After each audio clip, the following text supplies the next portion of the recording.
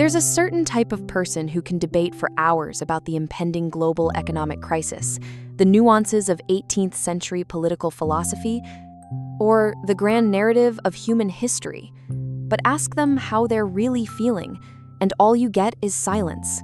Now, that might sound like a harsh judgment. Of course, it's important to engage with the world and its complex problems. But what I'm talking about is a specific pattern, a relentless fixation on the abstract, the societal, the grand narrative that conveniently keeps them from looking at the unedited, often messy, story of their own life. It's a strange paradox, isn't it? To have a magnifying glass for the world's problems, but a blindfold for your own. So, why does this happen? What's really going on when someone consistently chooses the macro over the micro, the global over the personal? Let's break it down from a psychological perspective. First, engaging with grand narratives can be a sophisticated form of what psychologists call avoidance coping.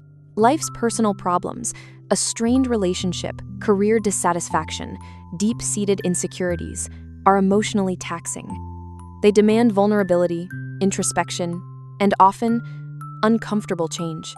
It's much cleaner and, frankly, safer to analyze a historical event or a complex political theory. There's an emotional detachment there. You can be passionate, you can argue, you can feel righteous or angry, but the problem remains at arm's length. It's not your mess. Think about it. It's like the person who spends every evening glued to the 24-hour news cycle, lamenting the state of international affairs. They might have a failing marriage, but discussing geopolitical tensions feels more productive, more significant. Or the student who can write a brilliant thesis on existential philosophy, but can't bring themselves to have a difficult conversation with their parents about their future. The grand narrative becomes an intellectual fortress, a place to hide from the raw, unpredictable emotions of one's own life. It's a form of escapism, but instead of losing yourself in a movie or a video game, you lose yourself in an ideology or a world problem. The key here is that this isn't about genuine intellectual curiosity alone. It's about the function this focus serves. It distracts and diverts. It's easier to feel angry about a policy decision made thousands of miles away than to feel the quiet ache of your own loneliness. Second, there's a powerful ego-driven component at play. Grappling with large-scale, abstract issues makes us feel intelligent, informed, and important. It satisfies a need to feel competent and in control, even if that control is purely intellectual. When you can articulate a complex theory or a historical trend, you are positioning yourself as an observer, an analyst, someone who is above the fray of mundane personal struggles. Let's take the example of someone who constantly psychoanalyzes fictional characters or historical figures. They might be able to give you a detailed breakdown of a character's supposed attachment style or a leader's narcissistic traits, but this analytical lens is rarely, if ever, turned inward. It's a way of engaging with the concepts of psychology without the messy business of self-application. They are the expert, the one with the answers, which protects their ego from the humbling, often confusing, process of self-discovery. Here we can see a psychological mechanism known as projection. It's where you unconsciously attribute your own unwanted thoughts or feelings to someone else. In this context, it's a projection of intellectual curiosity. Instead of exploring their own inner world, they project that curiosity onto the world at large. In a way, they're saying, my own story isn't that interesting or important, but let me tell you about the grand story of humanity. This allows them to feel significant without having to do the vulnerable work of finding significance in their own personal narrative.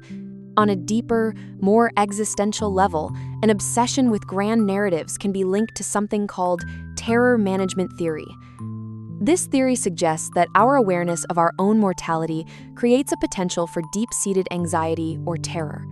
To manage this terror, we invest in cultural worldviews, ideologies, and belief systems that offer a sense of meaning, permanence, and symbolic immortality.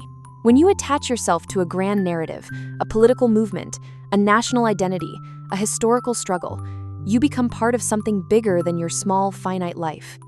Your individual story, with its inevitable end, becomes a footnote in a much larger, ongoing saga. This can be an incredibly powerful psychological balm against the fear of personal insignificance. Think of the person whose entire identity is wrapped up in their political affiliation. Every conversation, every interaction is filtered through this ideological lens. They are not just an individual, they are a soldier in a cause, a keeper of the flame. Their personal struggles, their health, their finances, their relationships can feel trivial in comparison to the epic battle of ideas they see themselves engaged in.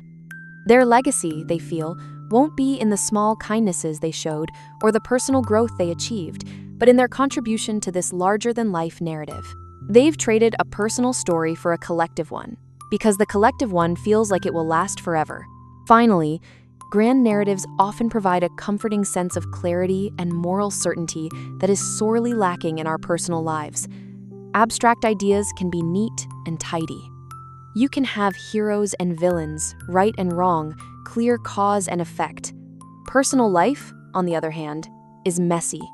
It's filled with ambiguity, nuance, and conflicting emotions. Consider someone who is passionate about a social justice cause. In the abstract, the fight is clear: good versus evil, justice versus injustice. This clarity can be incredibly empowering. But in their own life, their relationships are complicated. A family member they love holds views they find abhorrent. A friend they admire has made choices they don't respect. There are no easy answers, no clear villains. This is related to the concept of cognitive dissonance, the mental discomfort we feel when holding contradictory beliefs or values. It's much easier to resolve the cognitive dissonance of a global issue by picking a side than it is to navigate the dissonance in our own hearts. By focusing on the big picture, where things seem clearer, they can avoid the cognitive and emotional labor of wrestling with the complex, often contradictory, realities of their own existence. It's not about changing the world to fit their ideals, but about finding an ideal world to escape to. So, what we see is a pattern not of intellectualism, but of emotional avoidance, a defense mechanism that uses the vastness of the world to shrink the significance of the self. The grand narrative becomes a shield, protecting the individual from the intimacy, vulnerability, and uncertainty of their own story. But here's the crucial truth. You are not a character in someone else's grand narrative. You are the author of your own. While it is vital to be an engaged citizen of the world, we cannot use that engagement as a substitute for the work we must do on ourselves.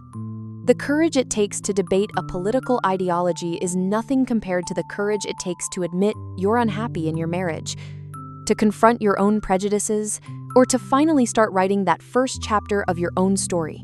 True meaning isn't just found in the grand sweep of history. It's forged in the small, deliberate choices we make every single day.